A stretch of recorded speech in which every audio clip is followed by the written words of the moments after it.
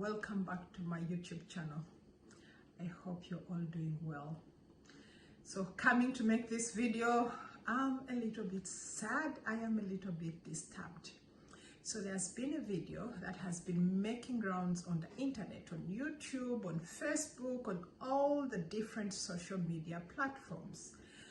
And ever since that video came out, ever since the story came out, it has really bothered me so much. I've had days when I go to bed and I'm thinking about that story.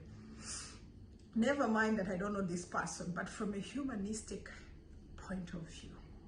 So it's a story about a girl called Shanquella Robinson. She was 25 years old. She had a successful kids salon that does braiding for kids. And then she had a successful clothing store. So she was such a successful entrepreneur just at 25 years old. Life was going on well for her. And looks like the friends didn't like that. Together with the friends, there were 7 of them. They took a trip from the US to Cabo in Mexico to go and celebrate the birthday party of one of them. So when they reach there, they are all happy, they are all excited. They have a hotel where they have rented, and then they have a chef who is supposed to be cooking food for them. So when they arrive, Shanquella calls the mother back in the US and says they arrived well, and there was a chef that was going to make food for them. And then the mother said, okay baby, call me the next day or wherever it is, not knowing that would be the last call she would ever hear from her dear daughter. So within 24 hours of arrival, this girl ends up dead. How does she end up dead? She ends up dead in the hands of her so-called best friends. You know, best friends. These were not best friends. These were more or less frenemies. So they pick up a fight with her. Literally, she is naked. You know, the fight, one of the girls was just beating her up. And imagine there are other people who are supposed to be her friends. You know, nobody is stopping this fight. Instead, her so-called friend, who is supposed to be Coolio, the best of the friends, doesn't even step in to try and stop the fight or to try and defend her. Instead, you hear in the video as he films saying, Shanquella, can you not fight back? Can you not defend yourself? To which she replies, no. To which she replies, no. Understandably so. You know, according to the father, she's not a fighter. But also, I think she went through the shock of suddenly your own friends, the people you thought had the best intentions for you, to suddenly start beating you up while you are naked. Poor girl did not fight back, you know. And the last blow was when one of the girls just grabbed her by the hair and slammed her on the floor like a doll. And after that, she never got up, you know. And after that, the friends start making up stories. They start calling her parents. Number one, they call her parents and pretend that, oh, she hasn't been feeling well, you know. And then later again, they say that she's having alcohol poisoning. You know, they came up with a more gullible lie, because it's very common in Mexico, they say sometimes people to get alcohol poisoning, you know. And then before you know it, they call again and say there are 3 ambulances outside, you know, trying to revive your daughter and all those things, I know. And then later they call the parents and say that she is dead. Can you imagine? Within 24 hours of your daughter leaving, then you receive a message that your daughter is dead. Oh my God. Oh, let that sink in for a minute. I even don't know. I feel so sorry. I feel so sad for the parents, for the father. The father says that was his only child, you know, and he was just crying and saying he'll never be able to walk her down the aisle, he'll never be able to have grandchildren. Whew, I literally just shed tears for that man. No parent should ever lose their child. And then he said he thought that the daughter would be the one to bury him, and here he is going to bury his own daughter, you know. And then now the other thing that happens, this is supposed to, okay, number one, when the fight was taking place, when I move on the road, even when I see strangers fighting, I try to step in. What kind of friends were these that could not step in to stop the fight? Okay, maybe you were jealous of her, you envy her, you don't like her. But from a humanistic point of view, you know, when things like this happen, you step in and try to stop it. How much hate did they have? How much hate could they have to let this escalate to the point where she is killed? Huh?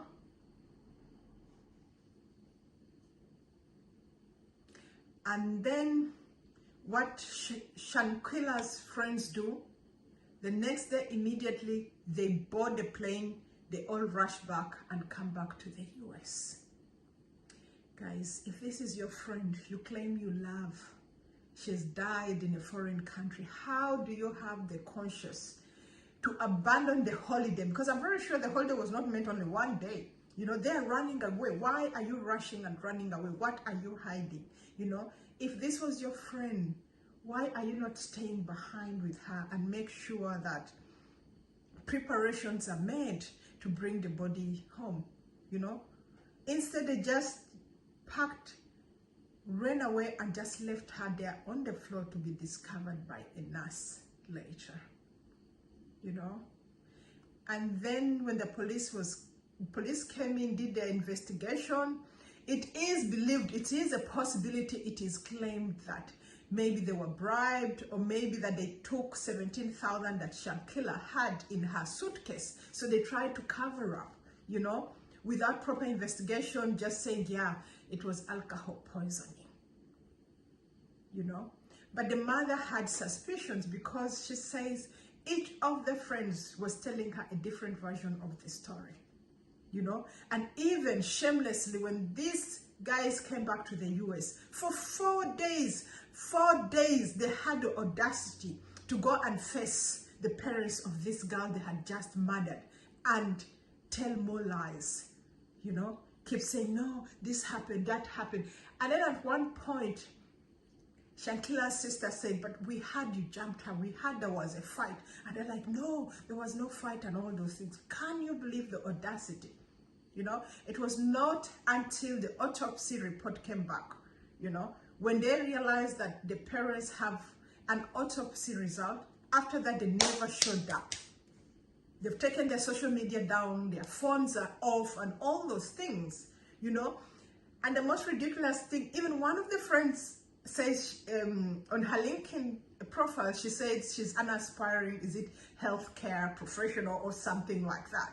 And here you are murdering somebody, you know. It's just such a heartbreaking story, you know. So the friends lied that she died from alcohol poisoning, only for the autopsy results to come out later, and it turns out that she died from her injuries from when she was beaten. So her spinal cord was split, and then she had a broken neck, and then she had lots of bruises on her face, her lips were busted and all that. So it's such a very sad story. So Shanquella's body, the father made arrangements, called the funeral home down there. It was not an easy thing for him to do because of the language barrier, but eventually he wired $6,000 US, and the body was brought back home, and poor girl was laid to rest, leaving her family, her loved ones, very, very heartbroken. Whew, this story has really disturbed me, you know. It made me think, sometimes the people we think are our friends, sometimes they are not friends. There are many times some friends, you know, you might have known each other for so long, but once they see you progress, once they see you do better in life, you know, they can't take it. The jealousy starts eating them, you know, the envy starts eating them up, you know, and there's no worse thing than a jealous and envious person. Be careful of those kind of people, you know. Be careful of those friends who behave like that. One moment they're happy for you, one moment they are not. One moment they're behaving weird. Let's learn to read people's energies. Those are frenemies. Those are frenemies, you know. And also, let's learn that most times there are people who smile with the teeth, but not with the heart.